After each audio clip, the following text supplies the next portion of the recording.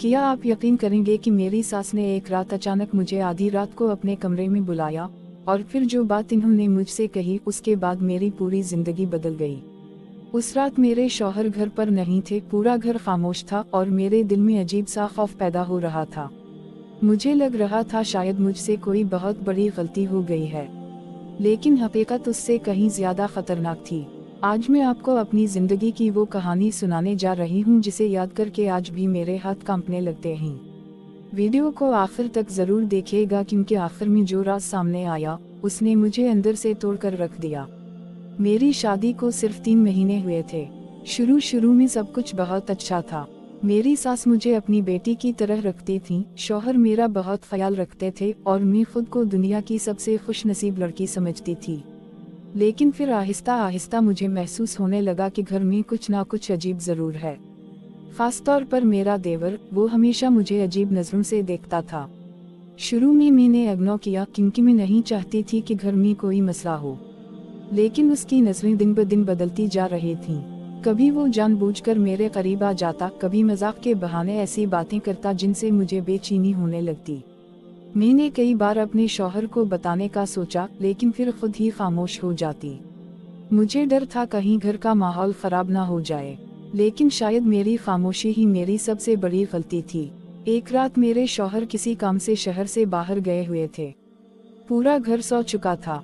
मैं भी अपने कमरे में लेटी हुई थी कि अचानक दरवाजे पर दस्तक हुई। रात के तकरीबन 1 बज रहे थे। मेरे दिल की धड़कन तेज हो गई।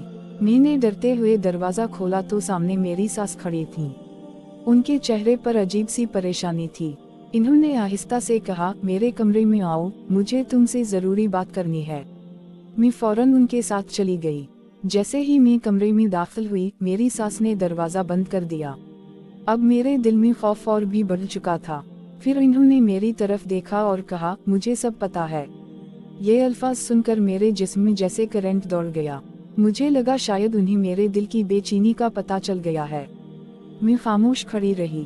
फिर इन्होंने कहा, मैं कई दिन से अपने छोटे बेटे की हरकतें देख रही हूँ और मैं समझ गई हूँ कि तुम क्यों बदलती जा रही हो। मेरी आंखों में फौरन आंसू आ गए। मैंने पहली बार किसी के सामने दिल खोलकर बात की। मैंने अपनी सास को सब कुछ बता दिया। यह सुनकर वो कुछ लम्हे खामोश रहीं, फिर उनकी आंखों में भी आंसू आ गए। इन्होंने कहा, मुझे अफसोस है कि तुम ये सब अकेले बर्दाश्त करती रहीं, लेकिन असल झटका अभी बाकी था। अगली सुबह मेरी सास ने पूरे घर के सामने अपने बेटे को बुला लिया। उनकी आवाज में पहली बार सख्ती थी। इन्होंने सबके सामने उससे कहा, अगर आज के बाद तुमने मेरी बहू की तरफ गलत नजर से भी देखा तो मैं खुद तुम्हें इस घर से निकाल दूंगी। पूरा घर खामोश हो गया।